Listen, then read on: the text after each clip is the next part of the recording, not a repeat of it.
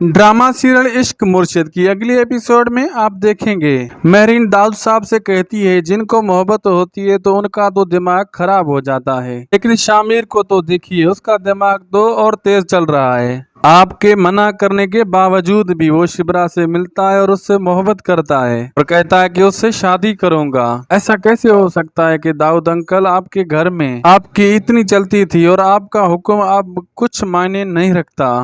आज वही लड़की शिबरा जिसने आपके भरे मजमे में आपकी इतनी इंसल्ट की थी, आज वो इस घर में आ सकती है। कोई उसे रोक भी नहीं सकता क्योंकि शामिर का हुक्म है। कैसे बेबस महसूस कर रहे हैं ना आप अपने आप को। महरीन तो मजीद आग लगाती है जिसकी वजह से दाऊद साहब को काफी ज्यादा गुस्सा आता है। वो कहते हैं कि कुछ भी हो जाए लेकिन वो लड़की इस घर की बहू नहीं बन सकती। आज उसकी वजह से मेरा बेटा मेरे सामने आकर खड़ा हो गया है। पहली बार मेरे